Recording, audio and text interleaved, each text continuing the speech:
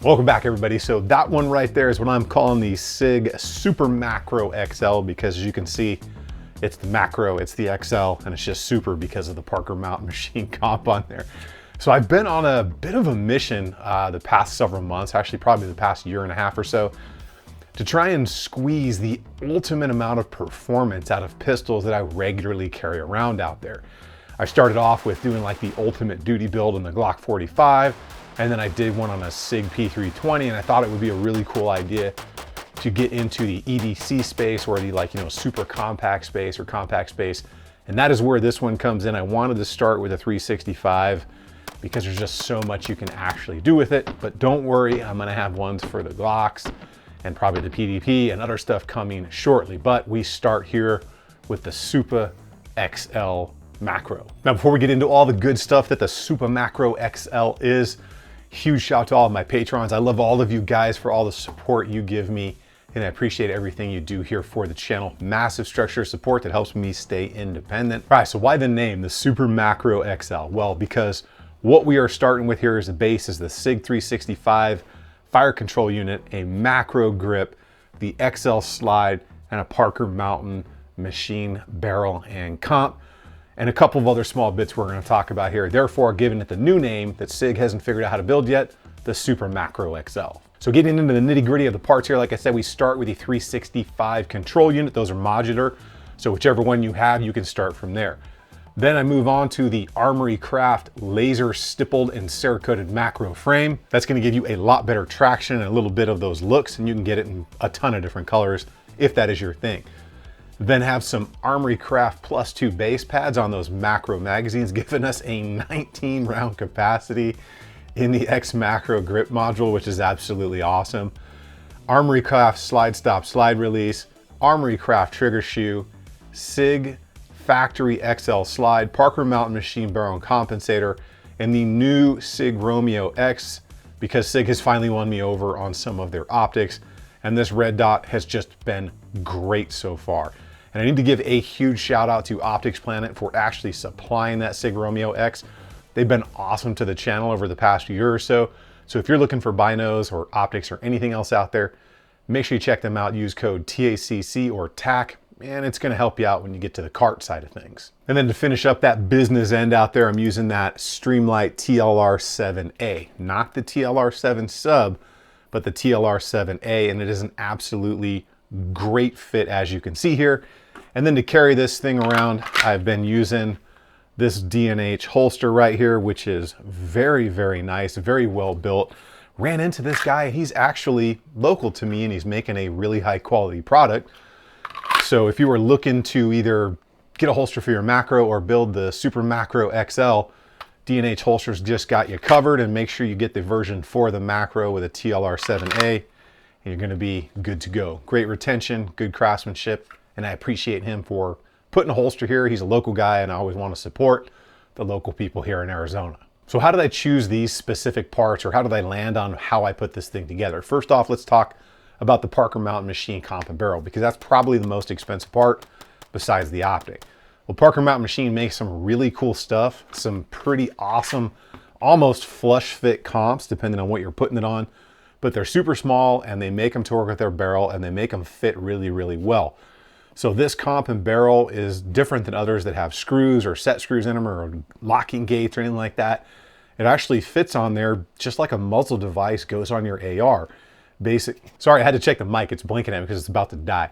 Basically, they're just shims in there, and you tighten it up to a certain spec, and you're good to go, and it's never going to come off until you want to turn the thing off.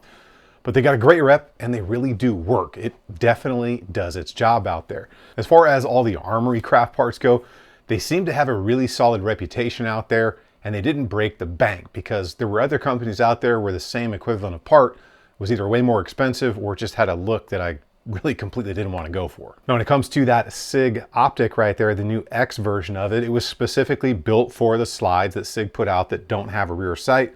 Once you take the plate off, it's got a super low deck height on it. It's got a really nice overall hood design, which is far more durable than the Romeo X by leaps and bounds.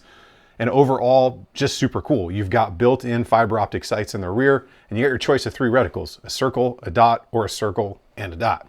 So just pretty cool that they've actually come out with all that stuff for this new kind of micro styled optic. Little bit larger in overall profile than the Romeo X, but just way better. Now, when it comes to the light up there, that Streamlight TLR7A, they're just the best bang for the buck when it comes to light technology. I've personally carried Streamlights since the early 2000s.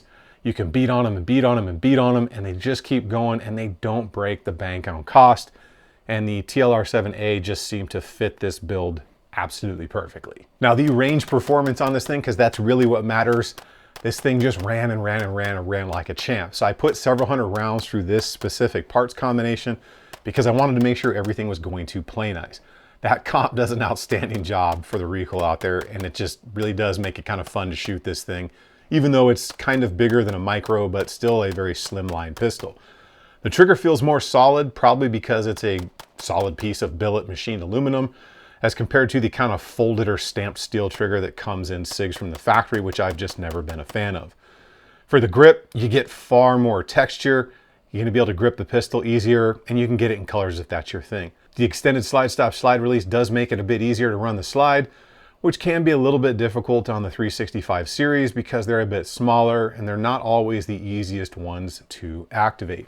Now, there was one thing that came up out there on the range, and it had to do with the magazine springs, and not per se the +2 extensions right there, which is pretty awesome because take a look at that thing as compared to the size of my hand, and you've got a 19+1 capacity, like super compact carryable pistol here. But the thing that came up was I wasn't getting lock back on one of my magazines. And what I noticed was my macro mags had super weak springs in them. And I'd had a couple of failures to lock back prior with these mags, and I thought it was me hitting the slide stop slide release, but now I know that I had some super weak springs. So when I put these extensions on, one was working and one was just not locking back every time. So I took it apart, and then I quickly realized that even if I just barely touched the follower, it would fall down like this. So the spring was almost like dead. It was completely given out. So what I did was what you're not supposed to do, and I just kind of got in there and I stretched the spring out to get done with the range day. I know that's not what you're supposed to do, but until I get new springs for this thing, that's the only option I had. I don't know if you guys have been experiencing that with your macro mags, but both of mine had extremely weak springs. Now, I know some people's 365 macros specifically, and some people with XLs have been having a lot of slide rust issues. I haven't been having that on any of mine, but I live in Arizona. So if you're in a wet climate and your slides are rusting out or the coating's peeling off, that's a problem, and let us all know in the comments, because SIG needs to do something about that. And my final thoughts on the Super Macro XL for EDC right here. It's just awesome. It's a ton of fun. Like I said, massive capacity, a lot of really cool options, and it really does not only make it fun, but it squeezes every little minute ounce of performance out of this thing without breaking the bank. Now, if I didn't want to have a budget, I might have gone with an Icarus frame on there, but those things are like over 400 bucks and the wait list is like 16 weeks long. Don't get me wrong, I love them, but that would have blown the budget for this thing. So I don't think we could squeeze any more performance out of this thing, and it's not like overly gaudy, crazy looking either. I think it's still got a smooth look. If you think it's still got a smooth look, let me know. If you think it's ugly, let me know that as well. But overall, I think the thing turned out great. It was a ton of fun. I only had that one issue with some weak springs in the mags, and that was the spring, not the extension, because usually until you get to like a +4 or +5, your extensions are pretty much good to go. But I'll have it all listed at the build list. You can check that out. It is the first link in the description. That way you'll know exactly what the up-to-date prices are, because those things seem to change all the time. I also have some ways over there where you can not pay full price for things, if you get what I'm getting at. So that'll help you out a little bit if you want to build yourself the Super Macro XL. I get subbed up to the channel. Keep doing it out there on the range. Remember, if you stay ready, you ain't got to get ready. I will see you all on the next one.